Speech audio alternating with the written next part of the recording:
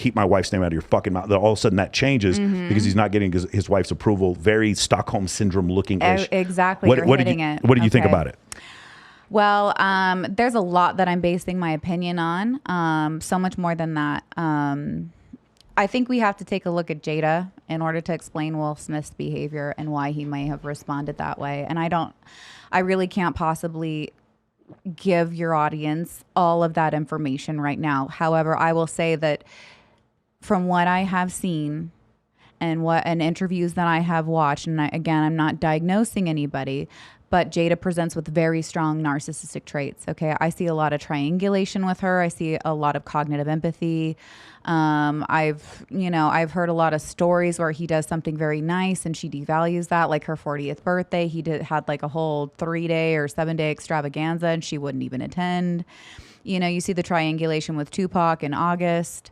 Like there's always somebody in the mix where she's, devaluing him, and this was his night. Yeah. Which I find very interesting. This is something that where he is being honored for and he is being praised for, and that threatens a narcissist's control. Right. It threatens it.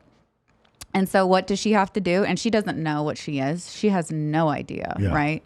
But subconsciously, her narcissism is like, well, I need that. Yeah. This can't be about him. This has to be about me. It's even more so because they're in the same profession. I want you to think about it, right? Well, he's greater than her, right? Well, and that's going to threaten her narcissism. She was, if you go back to like the late 90s, Jada Pinkett's in the top 5, bro. It's like Vivica Fox, Jada Pinkett, Halle Berry. Like she's up there, right? And so with a lot of those actresses, they have an opportunity like Selma Hayek did, where you have a chance to act. If you can make this motherfucker work, you are going to end up like Scarlett Johansson happens to be a fantastic actress, and she's also very, very attractive, right? And so Jada, it never hit for her. She never got the thing where Halle Berry, she knocked it out of the park. Halle Berry is a world-renowned Academy Award-winning actress. Jada Pinkett was a pretty face. And what happened with Will is that Will kept going up.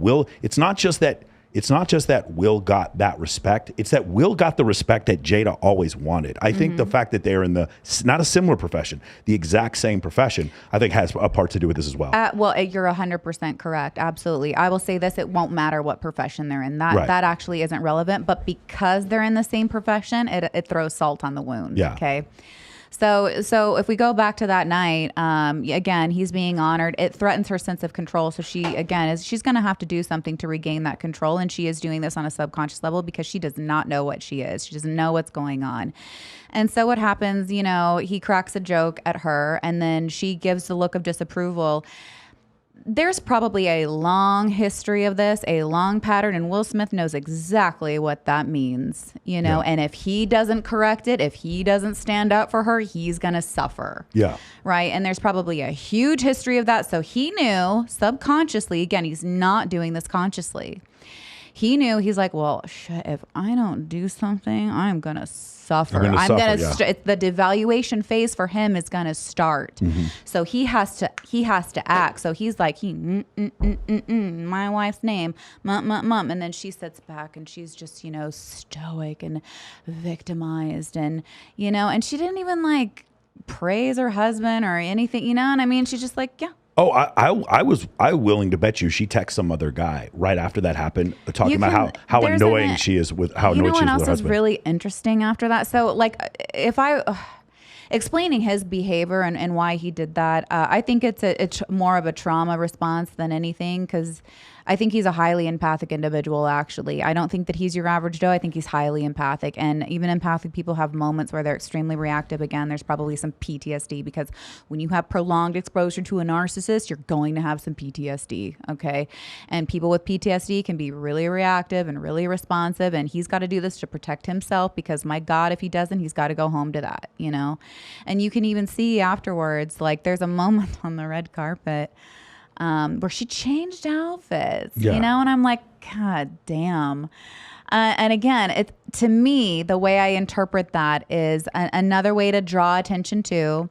And here he is, they're with their whole family, and they're trying to present as a united front. And the family leaves, and they're, taking picture, going down the roll, and she stays. Yeah. Again, to regain control. And she even goes, yeah, because she wasn't done yet. I mean, it just shows, you know, and then sure enough, he comes back like a good little boy. You know, it just, you see these dynamics. That's a narcissistic dynamic. I was watching this like red table talk shit that she does, right? Fucking gag me. And oh God, that stuff want to throw up. It's so ridiculous. Are you talking about when she had Will? They just she acts so woke. And I'm like, but you're not though. Anyway. There was a moment where they were talking about her entanglement. Again, this is blame shifting. This is escaping accountability, narcissistic traits, guys. Okay. And she won't even call it what it is. She's not taking ownership of her behavior. But let's also say this. Will isn't calling it what it is either. Well, he's not, but he's doing that for a different reason. Yeah. He's doing that because if he calls it what it is, it's going to threaten her sense of control and he's going to get it again. Yeah. Okay. And also, he doesn't, sorry, there's a fly. He doesn't call it what it is because he's trying to regain a sense of power and control as well. Yeah. And that's another dynamic that's happening here. He's trying to act like my wife doesn't run the show here. We had like I was for this as well, or like there was something there that he was, goddamn fly.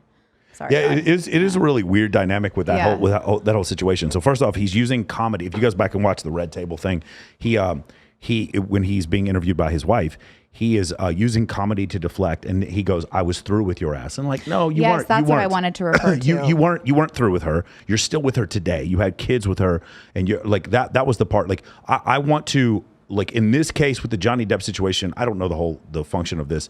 I'm not going to marry a woman who is going to express her undying love for Tupac. I'm just not. I'm I'm not. You've made this a little too public. I need you to be mine, and I need this to be a team. This is not a team. This is me. This is, and again, I don't know Kanye West personally. I think Kanye West, when he wasn't famous, the hottest woman in the world to him was Kim Kardashian. And when he got famous, he got a chance to date the biggest crush of his life, not giving 2/10 of a shit about what the rest of it was like.